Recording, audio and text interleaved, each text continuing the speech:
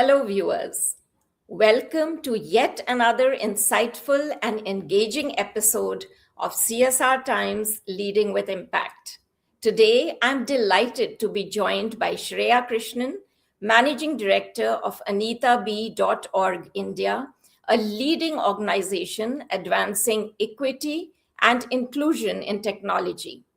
With over 20 years of experience across leadership, social impact, ESG, CSR, marketing, and communications, Shreya has been instrumental in creating greater opportunities for women in tech. Under her leadership, AnitaB.org India has grown to a community of over 10,000 members and successfully revived the Grace Hopper Celebration India.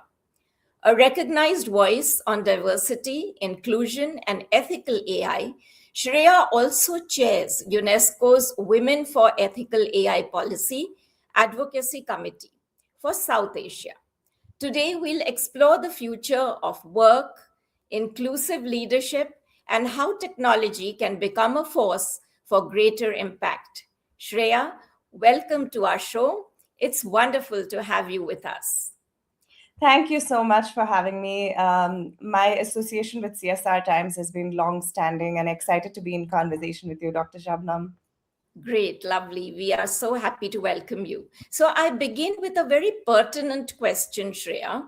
Uh, India produces 43% of the world's famous or female STEM graduates, yet women hold just 20% of AI roles and 14% of C suite tech positions. Even more striking is that AI models have been found to favor men even when reviewing gender blind resumes, because they've learned to detect gendered writing patterns. From your perspective, why is closing this gender gap not merely a diversity objective, but a critical ESG governance and business imperative for organizations building the future of AI? It's such a pertinent question, Dr. Shabnam. There are actually, if you look at it, the 14% is just the VP level roles. As you go higher up the ladder at the CXO level, it drops to about 2%, 8 to 2%, 8 for non-tech and 2% for tech roles. So that's how low the balance of gender is. And when you bring in the question of responsible AI, we now are not looking at a technological responsibility but a governance responsibility, right? If you're looking at the KPMG University of Melbourne results of 2025, there was an AI study conducted. Only 46% of people globally trusted AI, while 70% believed that it should be regulated. So when you look at governance, accountability, human oversight, it's very critical for organizations that are deploying AI. And when you look at the cost of getting AI wrong, it's higher than the cost of building it inclusively. So it's the impact versus outcome, right? If you're bringing in governance early on, automatically your market size, your value, and your amount of investment goes down, and you're able to get a higher value out of that investment. The EU AI Act also classifies AI using in hiring, in education, in financial services. And there are critical sectors like high risk requirement organizations that demonstrate risk management, human oversight, bias mitigation. Inclusive teams are increasingly a part of making sure that these expectations are requirements that are actually met, right? So it's not really a diversity issue, it's a business growth issue. If you look at McKinsey's study from 2023, there are many companies that have seen that the top quartile for gender diverse exec teams are 39% more likely to outperform, financially reinforcing the fact that diverse leadership actually gives you a stronger innovation and a decision making baseline and leads to longer term results, right? So there is automatically a compelling reason for it. And AI competitiveness is not just skill based, it's not just algorithms, it's so much more around the fact that there is a lens of inclusion that comes in, because when you want to expand, you want to really make sure that the talent pool participating is bigger.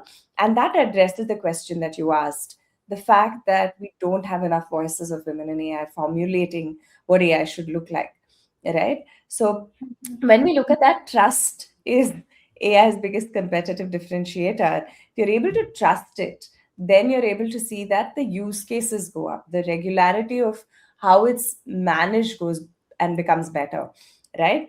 But very few people trust AI today.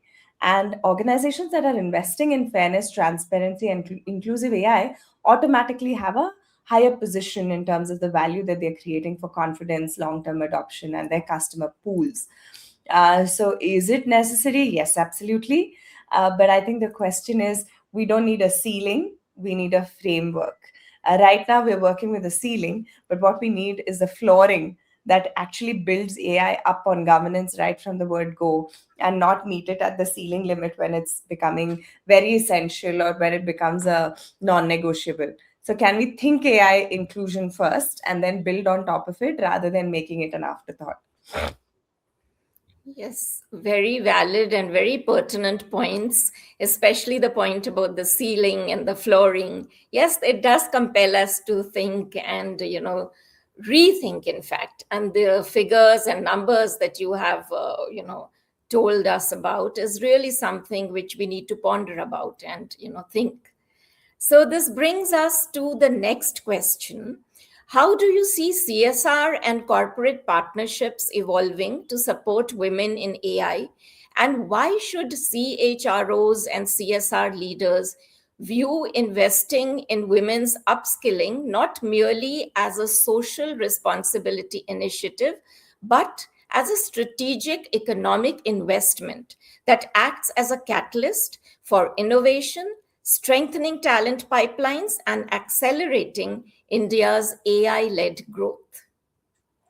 One of the biggest questions that a lot of CHROs comes to me with is they come to me saying, "But where is the talent for leadership?" Right? We have positions, but we don't have women who are ready to be hired. We don't have women who are ready to fill in those roles. And my question often to them is, "What did you do 15 years ago to have that pipeline working now?" Leadership is not built overnight. Leadership is built very intentionally and it's built long term, right? And it needs a lot of long term thinking. In a world where instant gratification and the quickest fixes work, unfortunately, leadership doesn't work the same way. You need vested interest, you need to pour yourself into it. CSR really needs to start looking at moving from funding scholarships and awareness programs to actually looking at building long term AI pipelines. Now, there's a World Economic Forum's Future Jobs report for 2025, which says 59% of the global workforce is going to have to completely reskill itself by 2030. So, AI reskilling is a very strategic workforce investment. It's not philanthropy. It's very, concerted, and it has to be at everybody's table. When you look at ROI and investing in women, it extends beyond social impact because we're not just talking about economic growth. We're also looking at economic participation, which looks at, of course, when you have more women, India's GDP could go up by a $770 billion by 2025, right? If we make women competitive in AI, not just a CSR agenda, we would have already achieved that number last year. But we've not been able to do that. And that is because of this gap that exists. So, CHROs and CSR leaders, there's a massive co creatable future that is exciting, and there is a massive opportunity for the talent index to go up instead of competing for the limited AI talent that exists, right? The Stanford AI Index, again from 2025, highlights that AI professionals continue to outpace supply, making early investment in women automatically with skilling, mentorship, internships, and career pathways a very sustainable talent strategy. So it's not just a good to have or a nice to have. It's not just a, oh, this initiative sounds exciting, but it's a lot more concerted in terms of being intentional in the effort. Corporate partnerships should ideally focus on the fact that you're able to measure outcomes and not just an activity.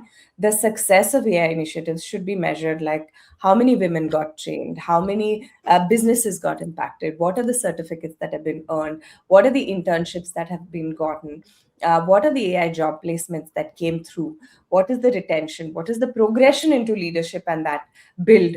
How do we align this with the ESG framework that we have? What are the business goals that these cater to? It's not a one-time program participation. It's not run an AI boot camp and say, oh, great, we did this and X people got trained. It's a lot more than that. AI is becoming very central to the growth story because NASSCOM today estimates our AI market could reach $17 billion by 2027, while the AI mission reflects the government commitment to building AI capabilities. There are public private partnerships that bring together industry, academia, organizations, and we play a very important role in bringing that ecosystem together because we're ensuring that women are active contributors to the growth and are not just passive beneficiaries.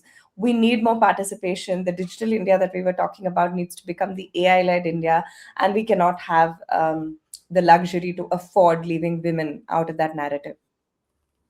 Yes, very. This is a very well researched and factual perspective that you've presented. And yes, of course, this is something which everybody needs to think about. It's no longer ornamental, it's no longer something, you just tick off from a checkbox. There is more of involvement, and of course, the outcome. It has to be outcome focused. So Yeah. wonderful. Let's move on to the GHCI 27. This has historically been Asia's largest gathering of women in tech.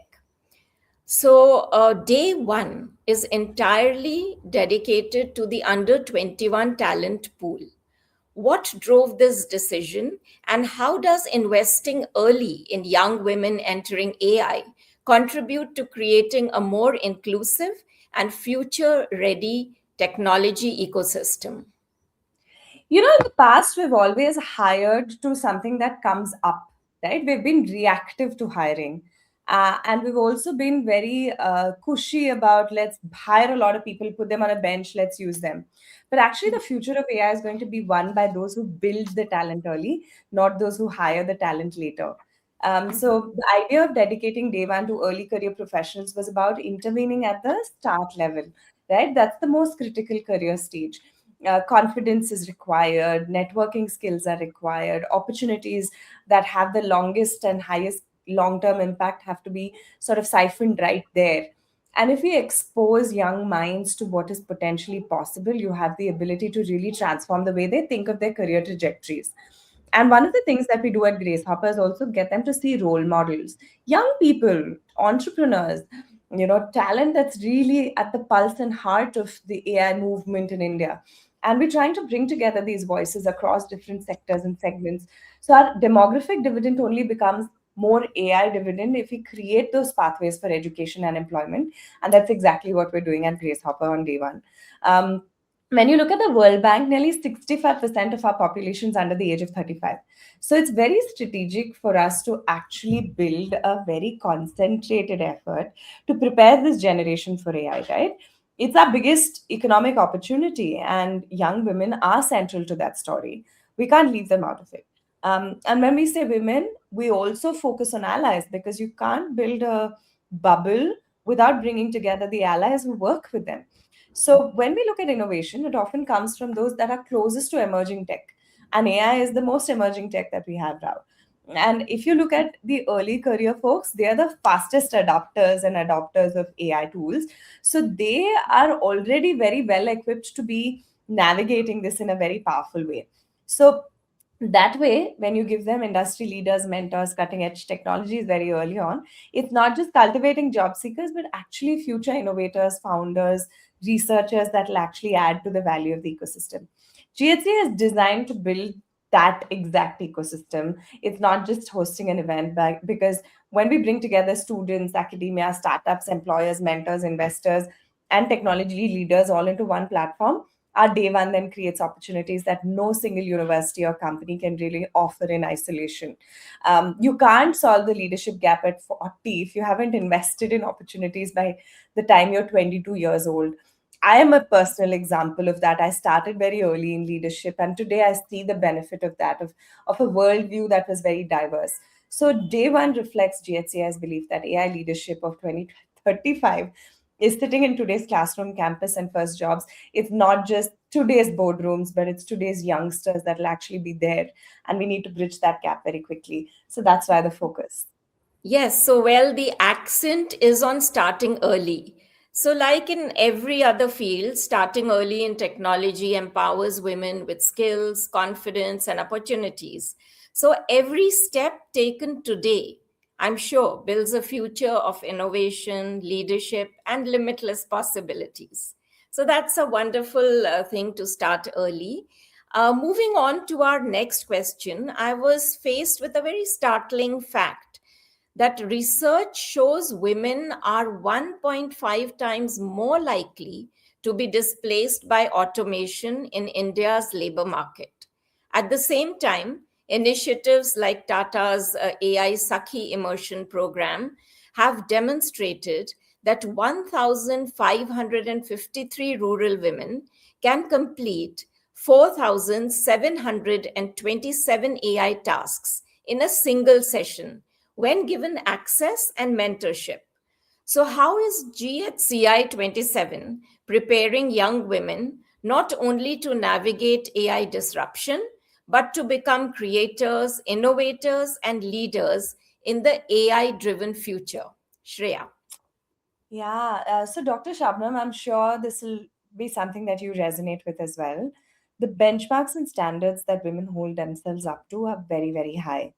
And as an example, women will apply to a job or a role only if there's a 90 to 100% match to JD versus resume, whereas men will apply to a role if there's a 30% match. So, we're already starting at a very high benchmark. And a lot of these biases also tend to play a role. So the real challenge isn't the fact that AI is replacing jobs, it's actually ensuring that women are represented in creating new jobs that AI will generate.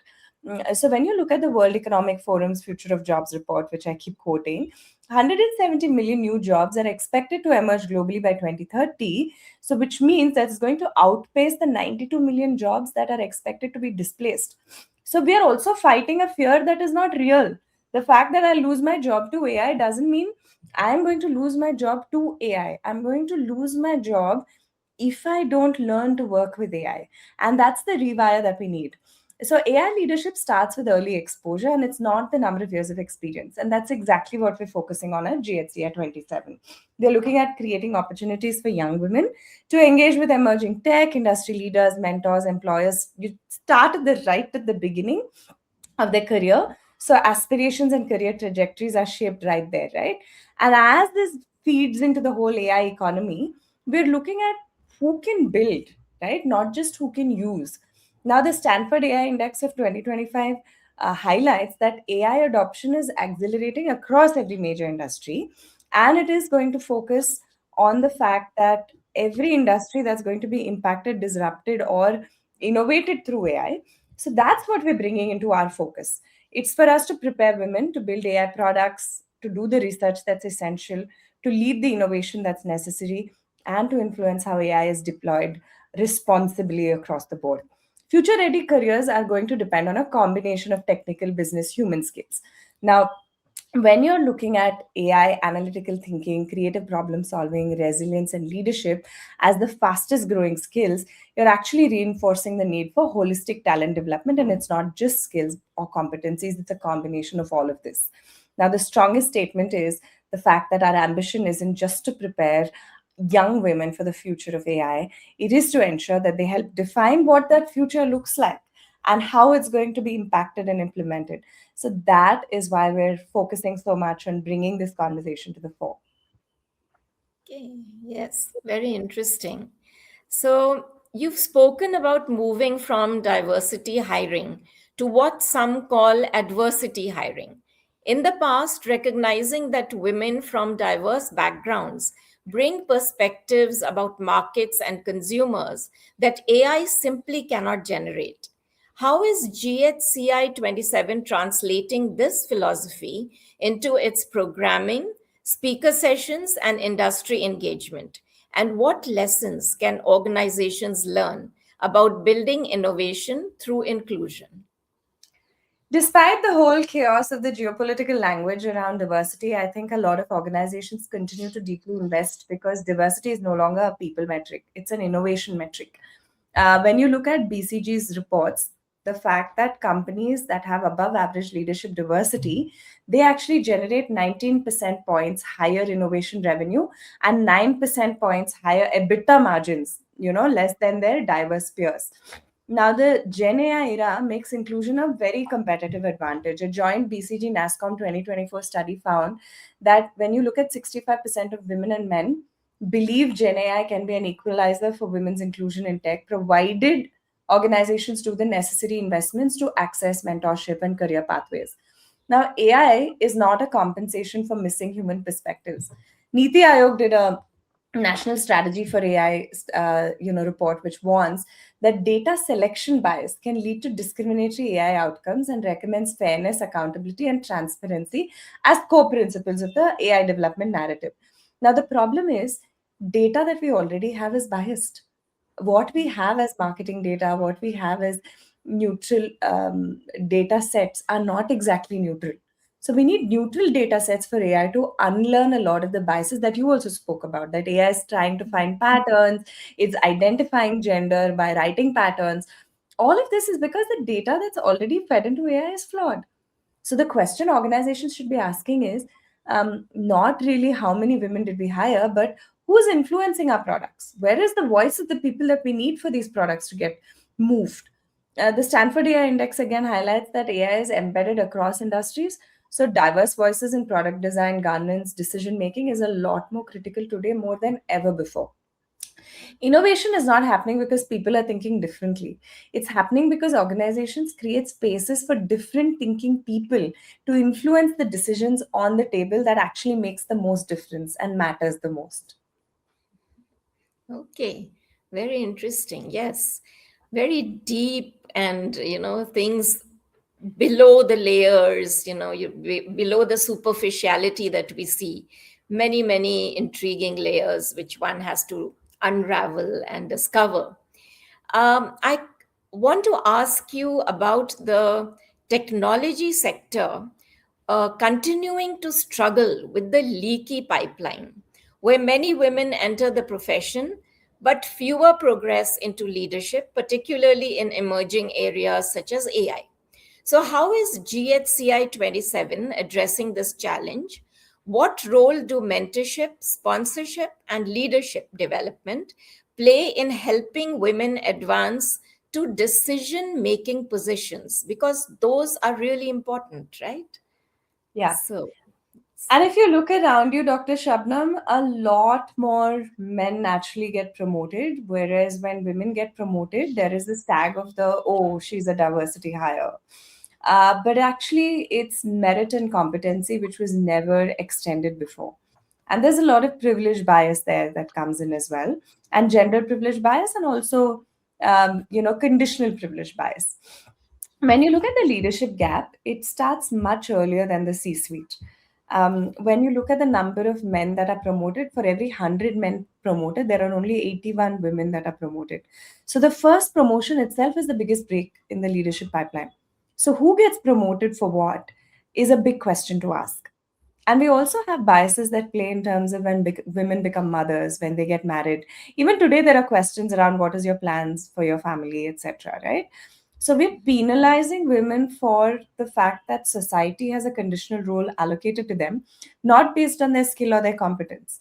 Um, so when you look at career sponsorship, that has a measurable impact. Employees who have active sponsors do better twice as much as those that don't, right? They get promoted twice as much. But a lot of companies don't have formal sponsorship programs for women, and we need those. Leadership is also disproportionately male. When you look at the International Labour Organization, women represent only 50.1% of the global working age population, but they hold only 35.4% of management positions. So the issue is actually advancement. It's not talent. Talent exists, opportunity doesn't. And opportunity is based on biases. So when you look at early career opportunities, that first promotion, that first hike, all of that's going to make a difference. 4 in 10 entry level women report that they did not receive a promotion, they did not get a stretch assignment or a leadership development opportunity in the past 2 years, which limits their progression into future leadership roles. And this is a McKinsey study. The leaky pipeline is not caused by a lack of ambition. It's caused by unequal access to opportunity, sponsorship, and leadership experiences. And that's what we're trying to correct by ensuring Grace Hopper at least provides a platform for them to find it, seek it, and be nurtured in the ecosystem, if not within their organization. Okay, yes. So there is a lot of rethinking to do here, regarding all these issues. Very pertinent points. The next question I have is the corporate DEI is often criticized as performative. How is GHCI 27 moving beyond intent? What metrics, governance frameworks, inclusive AI practices, or impact measurement mechanisms are proving most effective in driving meaningful change? I'll take an example. You can't ask a gun or a knife to be responsible. You can't tell a gun that you can't shoot at human beings. You can only shoot at targets. You can't tell a knife that you can only be used on vegetable and fruit and for cutting and not for stabbing a human being. So a knife and a gun aren't told to be ethical or responsible. So why are we asking AI to be ethical or responsible? It's the humans that use AI that need to be ethical and responsible. And responsible and ethical AI is no longer voluntary, right? So the EU AI Act, which is the first comprehensive AI legislation, requires organizations that are deploying high-risk AI systems to implement risk management, human oversight, transparency, and bias mitigation, which is making inclusive AI a governance imperative. So it's so relevant for ESG and CSR to have this conversation. It is not a DEI imperative or an initiative anymore. Investors are increasingly evaluating how organizations manage human capital. The International Sustainability Standards Board, which has talking about governance as an important sustainability related disclosure, reinforces that people practices are becoming business matrices, right? So they're identifying workforce composition, talent development, retention, and governance as a part of this framework. What gets measured always gets managed. So leading organizations are moving beyond diversity hiring matrices to ensure that they are measuring retention, that to ensure that they are measuring the right matrices of internal mobility, who's getting promoted, what is the leadership representation, who's getting sponsored, and what is the pay equity looking like, because all of these indicators better reflect whether inclusion is translated into long-term business outcomes. Otherwise, it's a tick in the box. Governance is shifting from policy to accountability. The OECD principles, which are AI principles that are adopted by more than 45 countries, they emphasize accountability, transparency, robustness, and human oversight, making responsible AI a very responsible boardroom level, onus rather than a technology function. So when you look at the success of DEI, it's not a measure of how many people join in to an organization. It's who stays, who grows, who leads, who really is going to shape the decision that's going to define the organization's future. And as we grapple with climate change and as we grapple with a lot of these dynamics, I think it's very essential for us to understand that these are all connected problems. And the more we find ESG and CSR aligned mechanisms to ensure that the business strategy is defined and derived from this cohesive thinking, collective, community based alignment, not only will we be more profitable, but we'll also ensure that we save something for the future generations. And that's our commitment through Grace Hopper to ensure that we do what we can in the here and now so that the future is protected and safe. And it's something that we can truly share with the next generations to follow. Well, that's really wonderful. So, well, the example that you drew was such a simple layman's example to explain such a complicated thing, and you did it beautifully well. I am getting so engrossed in this wonderful conversation. I wish that it would carry on, and I'm sure we'll invite you to come back again for another episode of ours. So, before we wrap up, Shreya, thank you for sharing such thoughtful insights and for reminding us that the future of AI will be shaped not just by technology, but by the people who build it. As we've discussed today, creating equitable opportunities for women in technology is not simply about representation, it's about driving innovation, strengthening governance, and ensuring that AI reflects the diversity of the world it serves. To our listeners, thank you for joining us on this special podcast, Building India's AI Revolution with Women Leaders at the Table. Anita B. Org India's Grace Hopper Celebration India 2027. If you enjoyed this conversation, be sure to subscribe and share this episode with your colleagues and within your networks. Until next time, keep leading with purpose, championing inclusion, and creating impact that lasts. Thank you, Shreya. Goodbye. Thank you, Dr. Shabnam. It was so lovely to be here and welcoming CSR Times to be a part of Grace Hopper in any form that we can collaborate. Looking forward to it. Sure. Thank you so much.